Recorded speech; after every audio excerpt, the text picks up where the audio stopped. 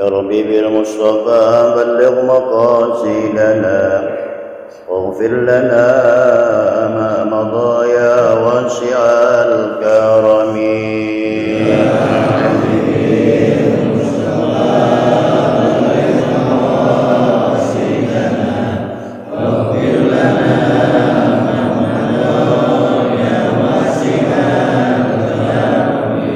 مولاي صل وسلم دائما أبدا على حبيبك خير الخلق كلهم يا رب.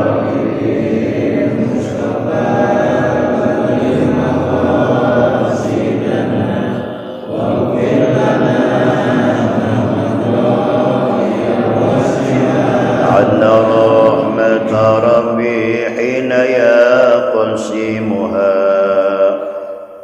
تأتي على حسب العصيان في القسم يا رب بالمصطفى واغفر لنا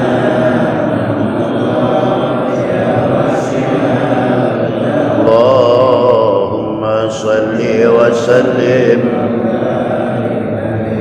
بسم الله الرحمن الرحيم الحمد لله رب العالمين والصلاة والسلام على أشرف الأنبياء والمرسلين سيدنا ومولانا محمد وعلى آله وصحبه أجمعين. أما بعد قال الشيخ المؤلف رحمه الله تعالى وأدام النفع به وبركة علومه في الدارين آمين اللهم آمين. Alhamdulillah, kembali puji syukur kita panjatkan kehadirat Allah Subhanahu wa taala dengan inayah dan taufik hidayahnya. Kembali kita berkumpul dalam rangka menjalankan perintah Allah. Mudah-mudahan ibadah kita yang wajib yang sunnah diterima oleh Allah Subhanahu wa taala. Mudah-mudahan ilmu yang kita kaji Allah jadikan ilmu-ilmu yang bermanfaat. Amin ya rabbal alamin. Bapak saudara sekalian, melanjutkan pengajian kita untuk mengambil barokah. Kita singgung hal-hal yang ada kaitannya masalah Idul Adha, di mana sebagai kebiasaan atau tradisi kita dalam rangka kita itu menyempurnakan ibadah kita, disunahkan untuk kita motong seekor sapi, onta atau kambing, kurban. Nah, kurban ini sebetulnya bukan memotong sapi, bukan. Kurban itu asal kata daripada koruba ya prabu, kurban. Jadi kurban itu mendekatkan diri kepada Allah, tapi didasari dengan ibadah yang baik, ibadah yang wajibnya dikerjain, yang sunnah pun kalau bisa dikerjain. Nah, sebagai ungkapan syukur kita kepada Allah, punya rezeki, taqarrub kepada Allah, kita jalankan sunnahnya memotong seekor sapi, kambing atau onta. Kapan itu? Pada hari raya Idul Adha. Nah, sementara yang namanya korban hanya tadhiyah. Tadhiyah itu memotong seekor hayawan. Tepat pada bulan Haji tanggal 10 ya. Ini tadhiyah namanya. Pada yaumin nahar dan diperintahkan untuk memotong seekor hayawan. Dan di sini kategori hayawan apa aja? Onta, sapi, atau kambing. Di Indonesia onta nggak ada tuh. Ya, yang ada apa? Sapi sama kambing. Sekarang penggantinya onta kerbau. Boleh nggak? Boleh aja, kenapa nggak boleh? Di Arab nggak ada kerbau, yang ada sapi sama onta sama kambing. Kalau di Arab kumplit, ya. Nah, kerbau itu salah satu dakwahnya Wali Songo untuk menghormatin ya orang-orang yang di saat itu kepercayaan Hindu. Mereka menghormati seekor sapi, ya, sehingga dalam dakwahnya ketika ditanya salah satu Wali Songo itu, Tuan, apakah Tuan motong sapi nanti pada hari Idul Adha? Oh tidak, saya nggak mau motong sapi, tapi motong kerbau. Ini untuk menjaga perasaan, tujuan kita berhasil tapi tidak ada ketersinggungan. Namanya bijak dalam dakwah itu. Sehingga orang-orang Hindu nggak singgung. Kalau kerbau kan dianggap biasa. Sehingga saat ini ada satu daerah yang di Jawa Tengah itu, di mana Kudus, itu nggak ada orang yang motong sapi hingga saat ini. Ya, mengikuti langkah daripada wali-wali Allah. Ya, Ainul Yakin di sana tuh, di mana di Kudus. Jadi kalau makan saudara nyari dari daging sapi nggak ada di sana. Sate sapi nggak ada di sana, yang ada sate kerbau. Ya. Nah, ini namanya mengkias, menyamakan satu benda yang tidak ada tapi tidak mengurangi nilainya, sama aja. Itu. Atau umpama kan kalau zakat fitrah kan naik ke beras. Ya, aslinya kan naik ke beras sesuai dengan kekuatan satu daerah. Kalau kita umpama biasanya makan nasi, ya, maka di situ dianjurkan mengeluarkan beras. Tapi berasnya nggak ada, boleh nggak pakai duit? Boleh nggak? Itu namanya mengkias, menyamakan satu benda dengan benda yang lain, dengan catatan tidak mengurangi nilainya. Umpama beras kita biasa makan yang harganya 15.000, gitu loh. Kalau 3,5 liter berapa? 50.000. Nah, salah satu ulama mengatakan kalau bisa ditambahin kalau pakai uang, jangan 50.000, bisa 60.000. Gitu loh. Cuman terkadang jadi keributan di tengah masyarakat tuh. Sebab kadang ya keputusan dari pemerintah sekian, sementara kita yang praktek di lapangan lain, sehingga dianggap kita mahalan. Nggak gitu sebetulnya. Ya, sesuai dengan keputusan pemerintah daerah, umpama Depok berapa nih?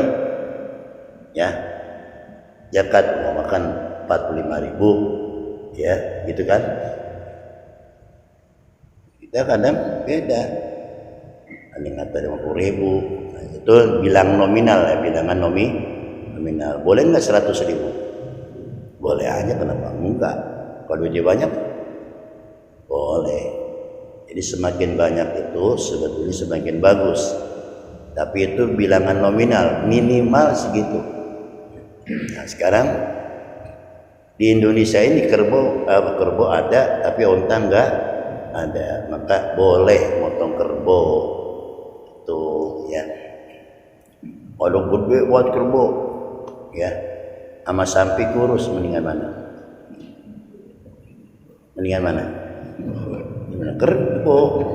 Ya, sapi kurus sama kerbau gede mendingan mana? Nah, itu. Banyakkan dagingnya, tapi ya itu di antara kata Nabi, azimu dhayahakum fa innaha madayakum. Gedeinlah ya hewan korbanmu, sebab itu nanti merupakan kendaraanmu. Tapi jangan salah paham. Tadi saya katakan ada orang udah merasa pede, saya punya kendaraan nanti. Mana buktinya saya korban? Sembahyang kagak, puasa kagak. Ya enggak bisa, Mas. Ya. Jangan dikambing hitamkan itu korban. Kata Allah, la yanalullaha luhumuha wala dima'uha walakin yanaluhu taqwa minkum. Jadi yang kelak kita akan peroleh itu pada hari kiamat bukan daging dan darah korban tadi, tapi apa? Tetap takwa kita kepada Allah. Sekarang kalau makan orang kaya mulu berkorban, bayangkan kesian dong yang miskin, yang ibadahnya bagus. Itu ya, makanya di sini kedudukan dan hukumnya menurut Imam Syafi'i ya, itu sunnah muakkadah. Kalau kita motong seekor sampai kambing atau onta pada hari nahar, pada hari Idul Adha. Tapi menurut Imam Abu Hanifah hukumnya wajib. Beda-beda pendapat. Itu kenapa begitu? Ya sudah masing-masing pendapatnya. Jadi kalau menurut Imam Syafi'i itu sunnah muakkadah, tapi kalau menurut Imam Abu Hanifah hukumnya wajib berkorban. Sekarang saudara mentang-mentang sunnah jangan diremehin. Sunnah ini. Sebetulnya masalah orang motong korban itu bukan punya duit dan tidak punya duitnya. Ada kemauan. Biar banyak duit, kalau nggak ada kemauan nggak mau. Bukti dia mampu di HP yang harganya 4,5 juta, dia mau. Kenapa? Ada kemauan buat beli HP, tapi nggak ada kemauan untuk motong korban. Maka diancam sama Nabi, siapa yang punya harta cukup untuk beli seekor kambing berkorban, dia nggak laksanakan, fala yuqarribanna musallana, jangan coba-coba deketin saya. Itu ancaman keras dari Nabi. Jadi jangan mentang-mentang sunnah, saudara timbang sunnah ini nggak boleh, jangan begitu. Justru ibadah sunnah itulah yang mengangkat derajat kita. Kalau ibadah wajib sekedar menggugurkan kewajiban, emang wajib. Ya. Konsekuensinya orang yang beriman kepada Allah harus menjalankan perintah Allah, khususnya yang wajib atau yang sunnah demi kesempurnaan ibadah. Salat hukumnya wajib, tapi usahakan tambahin qobliyah dan ba'diyah, namanya salat sunnah rawatib. Usahain itu, dilatih diri kita. Jangan kita berasa mentang-mentang sudah menggugurkan kewajiban, kita nggak pedulikan tuh salat sunnah qobliyah dan ba'diyah. Kurang sempurna salat kita. Sebab fungsinya salat sunnah itu menambal kekurangan salat yang wajib. Mungkin yang wajib bacaannya kurang fasih, ruku dan sujudnya kurang sempurna, maka ditambahlah dengan salat qobliyah dan ba'diyah. Itu fungsinya begitu. Ya. Nggak banyak, cuma 12 rakaat. Kan nggak saya terangin kan? 12 rakaat, perhatiin itu. Ya. 2 rakaat setelah sholat maghrib, 2 rakaat setelah sholat isya, 2 rakaat sebelum sholat subuh, 4 rakaat sebelum sholat zuhur, 2 rakaat setelah sholat zuhur. Itu kerjain supaya sempurna ibadah kita. Jadi saya katakan mentang-mentang sunnah jangan nggak diperhatiin. Sehingga ada satu hadis kutsinya Allah mengatakan la yataqarrabu 'abd, ya. La yataqarrabu al-'abdu, ya. La yazal 'abdu la yazal 'abdu yataqarrabu ila bin nawafil hatta muhibbah. Hambaku selalu mendekatkan diri kepadaku dengan menjalankan ibadah-ibadah sunnah sehingga aku cinta kepada dia. Jadi orang yang taqarrub dengan ibadah-ibadah sunnah itu yang mengundang kecintaan Allah. La yazalu 'abdu yataqarrabu ilayya bin nawafil hatta uhibbah, itu kata Allah. Jadi kalau kita pengen dicintai oleh Allah, perhatikanlah ibadah-ibadah yang sunnah supaya kita nggak ngeremehin. Nah, ini seperti halnya Idul Kurban, Idul Adha. Saya katakan sekali lagi, bukan dia nggak mampu, ada yang mampu, cuman kemauannya kagak. Itu yang saya katakan tadi, kalau dia beli HP dia bisa kok. Kenapa? Sebab ada kemauan. Harga korban lebih murah, kambing lebih murah, tapi nggak ada kemauan, ya nggak mau, nggak jadi. Ya, jadi apa saja tuh yang disunahkan sudah muakkadah. Ada 3, ya. Ada 3 hal. 1, tadhiyah, kurban. Kedua, akikah, ya. Ketiga, al-hadyu. Nah, korban ini setahun sekali kalau mampu, ya. Jangan sampai nggak dikerjain kalau mampu ya, kalau mampu. Kemudian akikah untuk menyembelih seekor kambing kelahiran anak-anak apabila yang lahir perempuan. Kalau laki-laki 2. Nah, sekarang bagaimana kalau makan ada orang anaknya kembar 3 laki-laki semua? Gimana? Hah? Ya 6. Ya 6. Tapi ada juga mengatakan enggak, cukup 2 aja. Ada yang mengatakan semacam itu. Ya kalau kita peduli kan tadi 6. Mungkin bulan ini ya 2 dulu. Ya, tahun besok 2 lagi. Tahun atau lagi dulu. Kalau umpama kebetulan anaknya lahir kembar laki-laki semua, kan bisa aja terjadi. Bisa kan ada yang kembar 3. Nah, itu hukumnya sunnah. Sekali lagi bukan wajib, hukumnya sunnah. Kemudian al-hadyu. Al-hadyu ini penyembelihan di saat orang melaksanakan ibadah haji. Ada yang dam, ya, dam itu adalah memotong seekor kambing buat orang-orang yang melaksanakan haji tamattu. Kebanyakan orang Indonesia ini, kebanyakan, tidak semua, kebanyakan memang orang-orang kita itu mengajarkan kepada jamaah haji mengerjakan ibadah haji secara tamattu. Kenapa? Sebab takut melanggar ibadah-ibadah yang ada kaitannya masalah haji. Biasanya orang sampai nanti di Mekah atau di Madinah, kalau memang dia dari Madinah nanti dia mikot di Bir Ali, apa yang diniatkan? Apakah saya niat haji ifrad atau haji tamattu?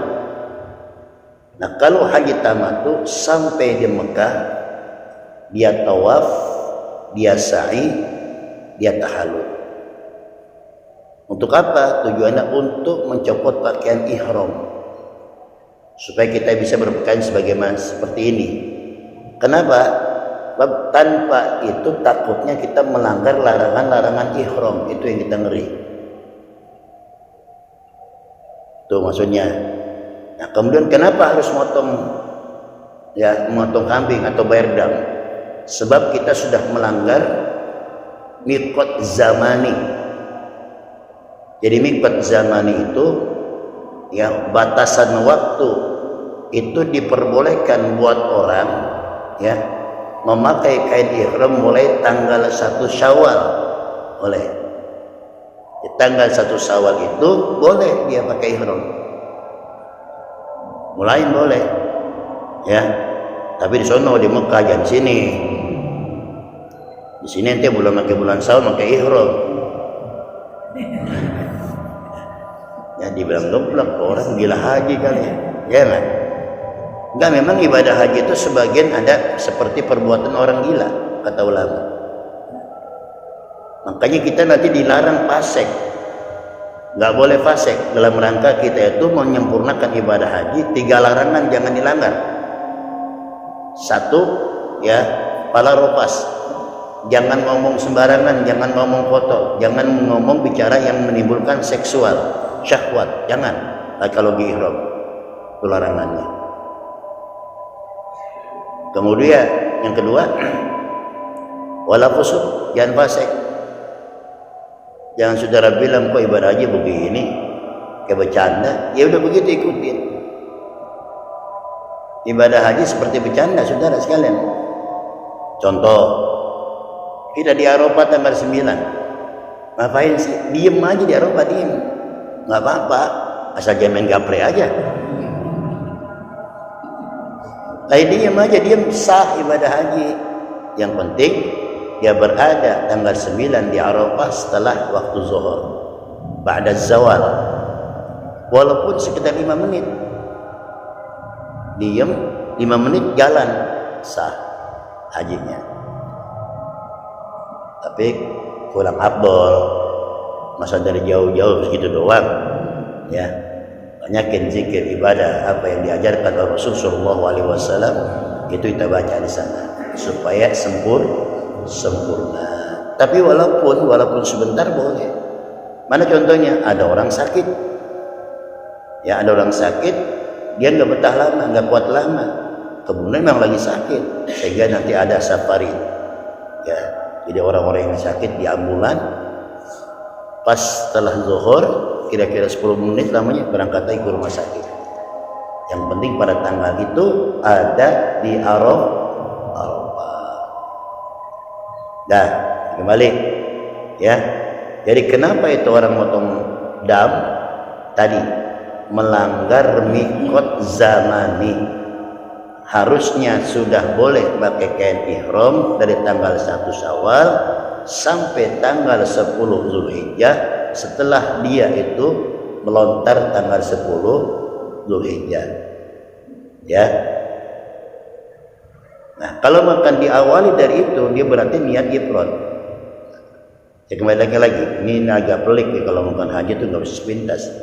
Jadi singkatnya, kalau makan haji tamattu mendahulukan umroh daripada haji. Ya, makanya niatnya nawaitul umrata wa ahramtu biha lillahi ta'ala, atau labbaik Allahumma umratan. Ya, oh berarti dia nama hajinya haji tamattu. Sampai di Mekah dia tawaf tahallul, tawaf sa'i tahallul, selesai. Itu kerjaannya umroh. Bukan ada pakaian. Nah, berpakaian ihram lagi nanti di tanggal 8 Zulhijjah.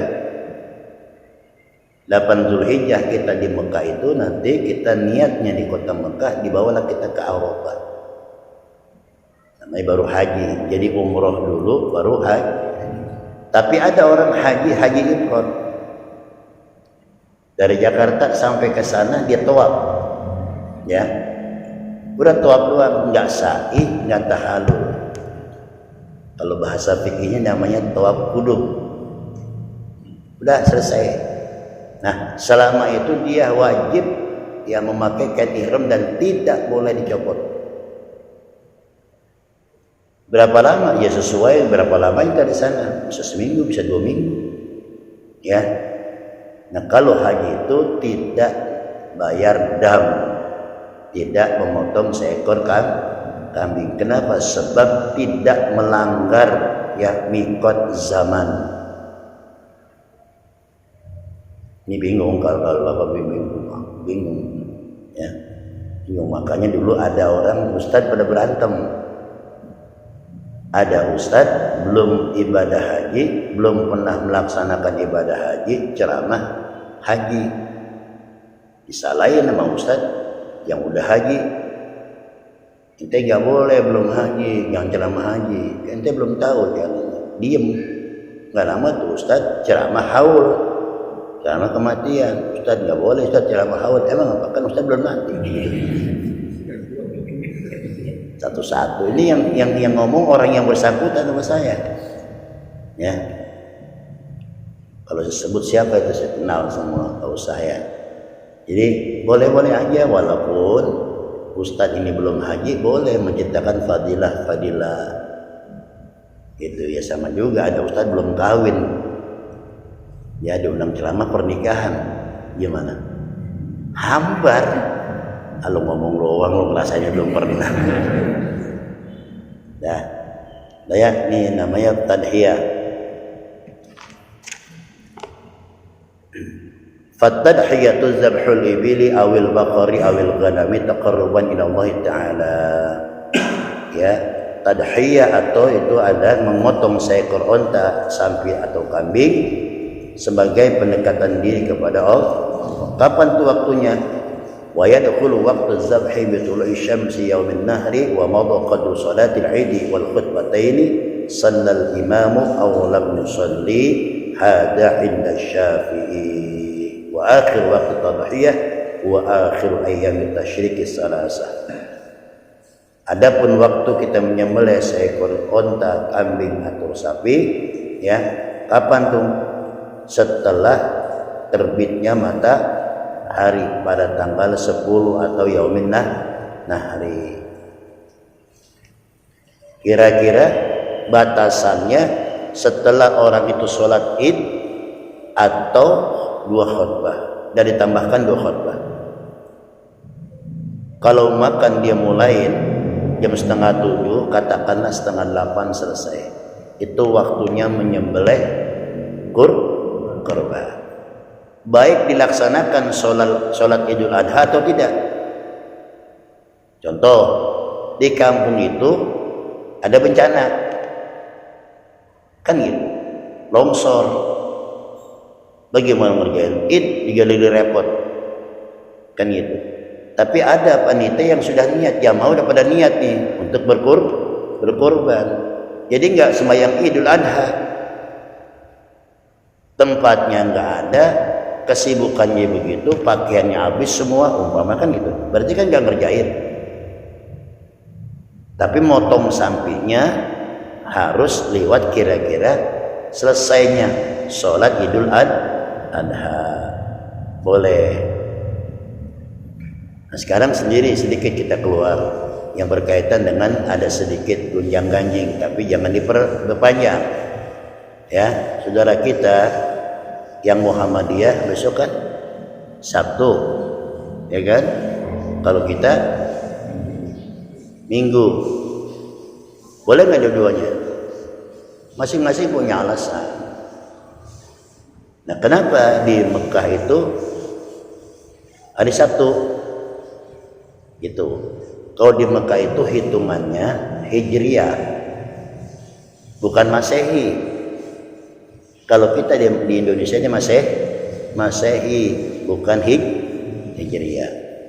Nah, perbedaannya antara Hijriah dengan Masehi, kalau Masehi hitungan Mekah itu ya mereka lebih dulu. Kalau di Indonesia malamnya lebih dulu, di sana belakangan. Kalau di sana maghribnya kalau makan itu lebih dulu. Kalau kita belakangan. Tapi kalau makan kita Samsiyah atau namanya Masehi duluan. Contoh. Sekarang kita masuk jam 7. Ya. Ditarik mundur 4 jam. Gimana sekarang? 7, 6, 5, 4, 3. Berarti di sana baru jam 3 siang, belum sembahyang asar. Paham ya? Belum sholat asar. Di sini kita udah masuk itu perbedaan waktu. Jadi kalau makan kita ngikutin sono, sembahyang kita nggak sah. Ngikutin sono, sembahyang kita nggak sah. Gue ngikutin Mekah sembahyang, lah di sono udah belum asar, kita udah isya. Ayo, gimana? Beda. Jadi itu memang hitungannya begitu, 4 jam. Jadi 4 jam perbedaan waktu sana dengan di sini.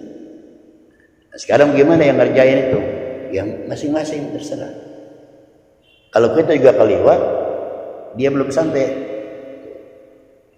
Nah, sekarang kalau konsekuennya, kalau bukan kita tarik mundur, kalau makan di sana jam 7, berarti jam 11 siang di sini kita ngadain Idul Adha. Kalau ngikutin waktu Mekah. Mana yang paling benar? Dua-duanya benar. Yang kagak benar, yang kagak sembahyang. Masalah yang ribut lagi. Ya, masing-masing punya alasan dan satu negara masing-masing punya cara. Ya, dengan jalan tidak menyalahkan sebelah pihak, ya, dua belah pihak tidak. Yang penting, yuk kita ikutin. Saudara mau satu silakan. Ya, di bang sunnah kan gitu. Cuman yang menjadikan permasalahan ini, apakah puasa pada itu alasan puasa dah? Belum nggak pernah puasa, nggak pernah puasa dia. Gimana puasa pada hari nahar hari Sabtu? Sah aja. Ya udah sah aja, sah kan kita ikut dengan apa? Pemerintah. Yang mereka duluan, jangan katain, diem aja. Ya. Sama-sama ngotot jadi ribut, ya. Sama-sama yang dalil, semua punya alasan, tapi nanti dalil yang paling tepat, wallahu yahkumu bainakum yaumal qiyamati fima kuntum fihi takhtalifun. Tetap Allah yang menghakimi. Kita berjumpa di mana? Di penghakiman akhirat. Gitu. Jadi kita jangan salahin. Kadang begitu yang itu jangan ku benar dan juga jangan nyalah. Capek, Pak. Capek kalau kita main salah-salahan, capek enggak? Ya. Kita nggak ikutin berbenturan dengan pemerintah, kita ngikutin berbenturan dengan itu kan udah ya. Kita niat semua lillahi ta'ala. Ini solusi yang terbaik, walaupun barangkali jawaban saya ini belum terlepas ya. Tujuan itu apa? Untuk menghindari keributan. Sebab di kampung kita tidak ada nih yang kita tonton, jangan, biarin aja. Kita belakangan, ketinggalan, jangan jadi ribut. Ya, jadi ribut, deminin baik udah ya. Paham ya? Jadi menurut Imam Syafi'i itu bagaimana tuh?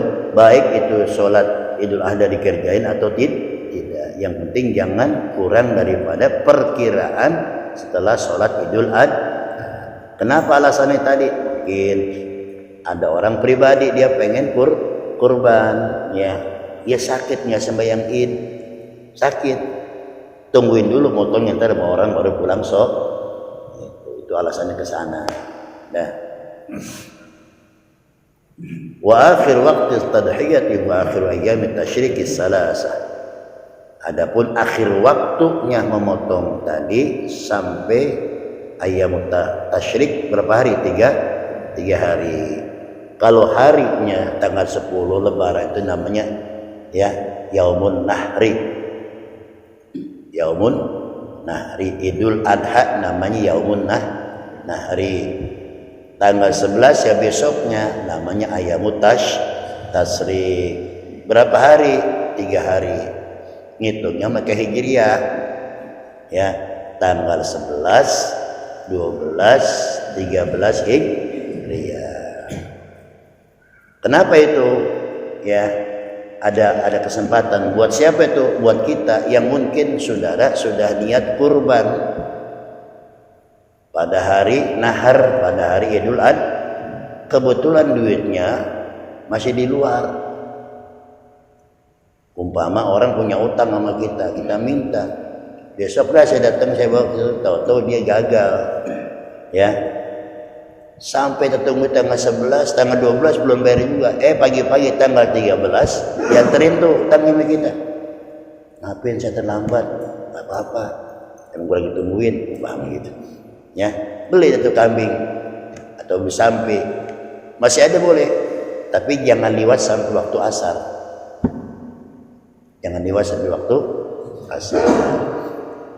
Tapi kalau menurut Imam Malik dan Imam Abu Hanifah 2 hari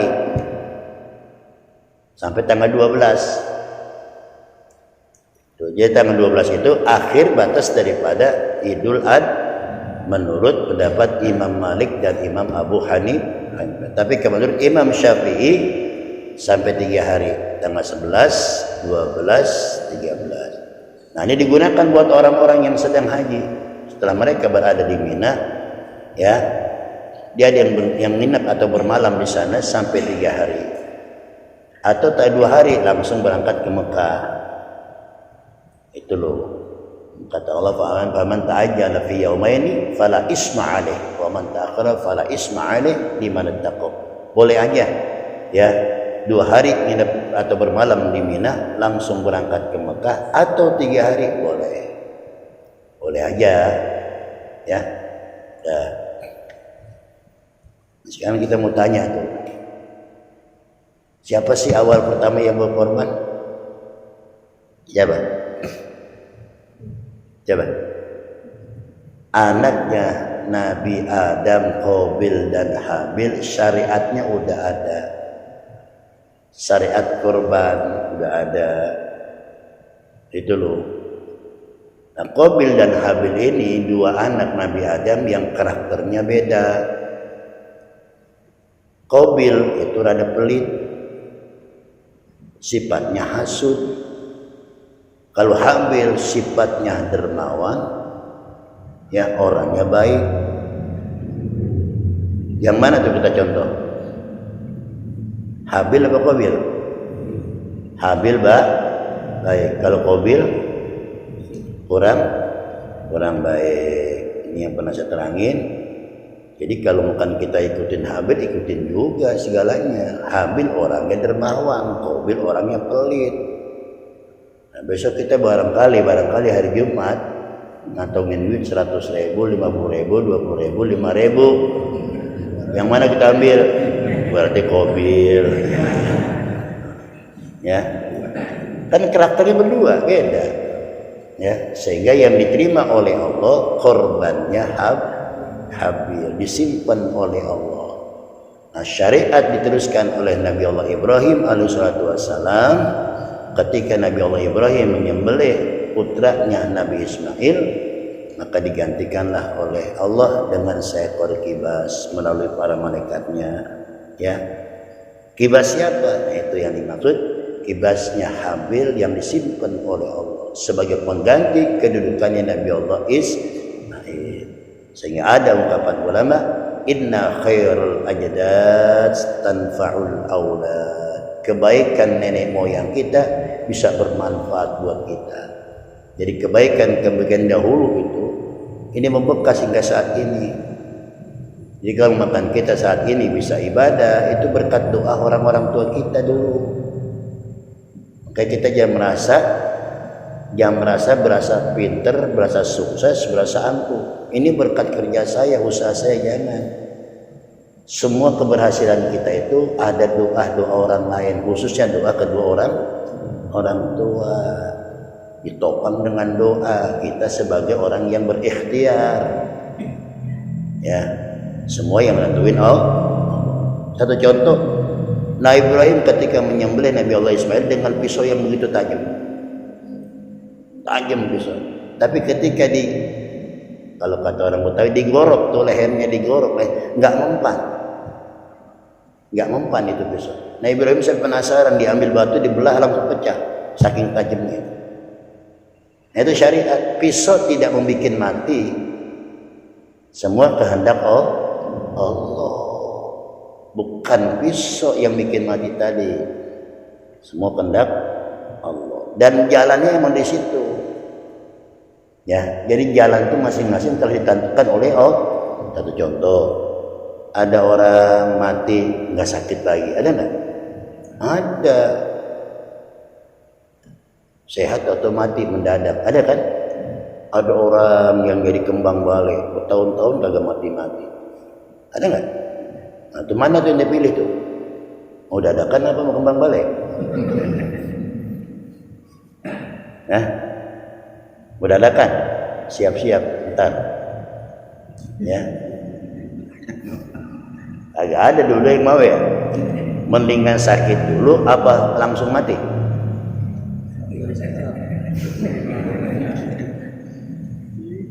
Sehat nggak menjamin orang nggak mati. Banyak orang sehat pada mati.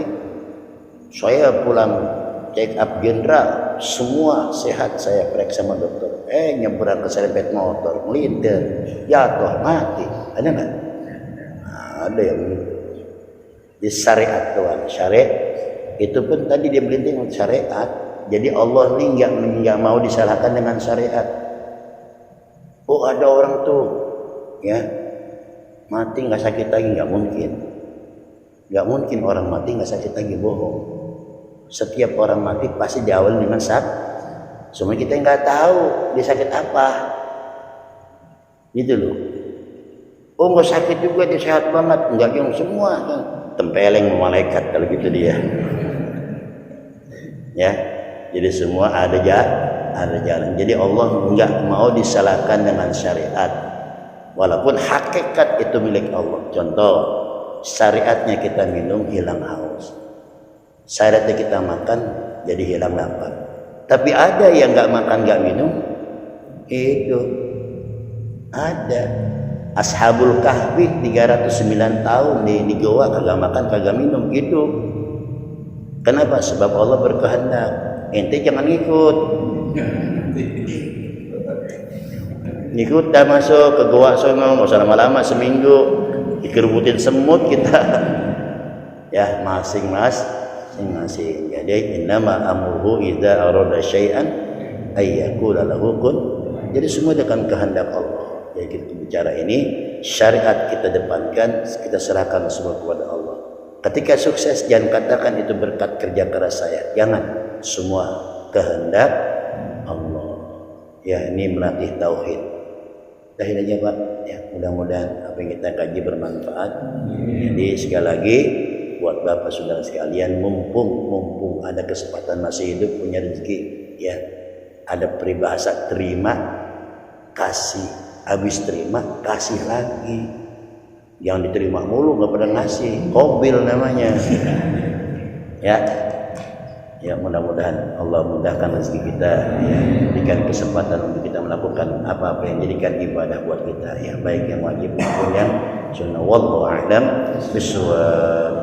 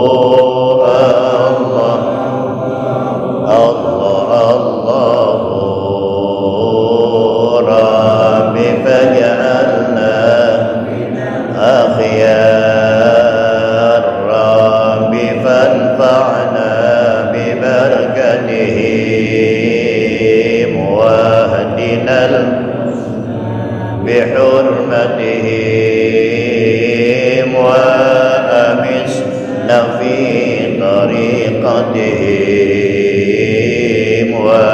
ومعافاة من الفتن. الفاتحة. بسم الله الرحمن الرحيم.